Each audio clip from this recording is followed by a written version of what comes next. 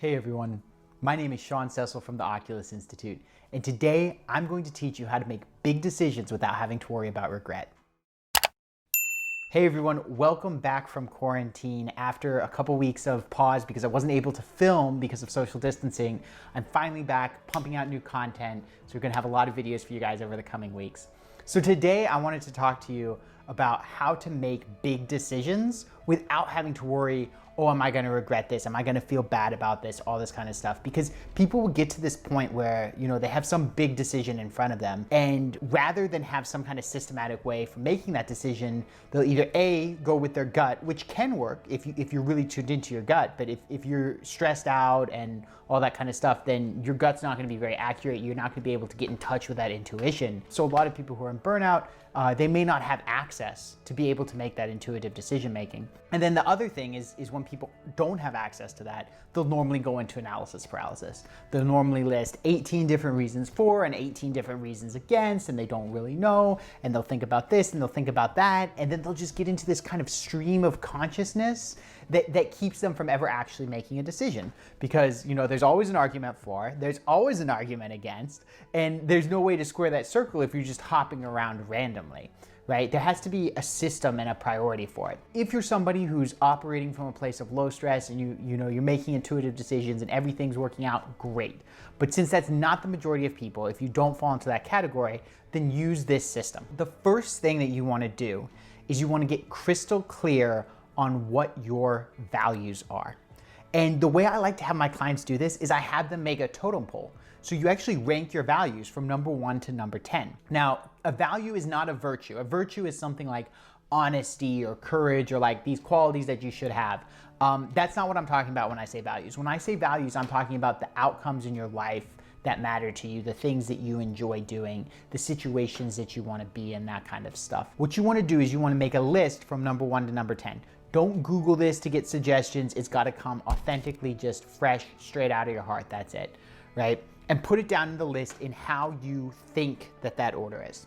Now, once you have that list, now you want to go through and you want to see how many of these values are driven by external factors rather than being authentic internal factors. So if you're doing it because of somebody else, if you're doing it because you're afraid of something, if it's there because you're moving away from something, it's avoiding something that you don't want, then that's not an authentic value, right? You actually want to remove that, right? Anything that, there's a real authentic value is going to be something that you're going to want to move towards, not where you're using it to move away from something. So for example, if you put down an atmosphere of mutual respect, and you're doing that because you had an experience with a past job where there wasn't an atmosphere of mutual respect, you've got to isolate that this is actually a reaction and it's not actually a real value. It's conditioned because you got burned previously. Likewise, if you ask yourself, why do you really want this? And it's because it's gonna make somebody else happy, or because it's something that, is gonna change how somebody else thinks of you, or any of these kinds of external people pleasing, other people care about it, other people's values thing, rather than it's really gonna make you internally yourself happy alone, then you've got to remove it. So once you have that list and you've culled out all of the trash stuff, then the next step is to test and see if it's in the right order, right? And the way you do that is you compare, take value 1 and value 2 and say, if you could only have one of them, which one would you pick? Right? And you can create some kind of scenario. Like, for example, I could go to a job where I have this, but I won't have this. The alternative is I go to a job where I have the second one, but not the first one, right? And you test that all the way down. And every time you find that it's not in the right order because you would prefer the one that's on the bottom, you move it up. And then you go and you test it against the next one above until eventually you've tested all of them against each other and you know where they all are and you have a solid totem pole. And once you have that authentic totem pole of values, it can become the blueprint to make all the decisions in your life.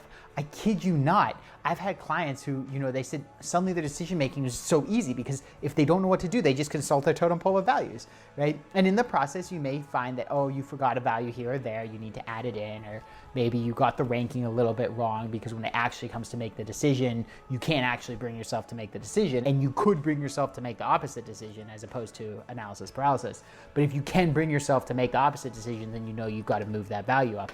And it can change over time. I mean, I've certainly seen people who, like, when they have kids, their values totem pole will shift, but you keep that totem pole, you keep it written down. and then you use it to make the major decisions in your life. It's a North Star. It's a compass that you can guide your life by. Okay, everyone, so I hope you enjoyed that video. As I said, expect a lot more content. I've got months of content that's gonna be coming out, so we don't have to worry about another pause. Hope you guys are doing well. Sorry for the minor disruption due to lockdowns and all this kind of stuff, but better to stay safe and keep everyone safe, and take a little break on content. But don't expect any pause coming up. We're gonna be dropping every week from this one out. Have a good one. Hey everyone, I hope you enjoyed this video.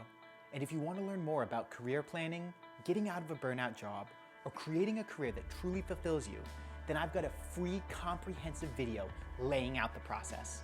All you need to do is go to the link below, www.oculusinstitute.com/workshop, and sign up to get access to the free presentation. See you on the other side.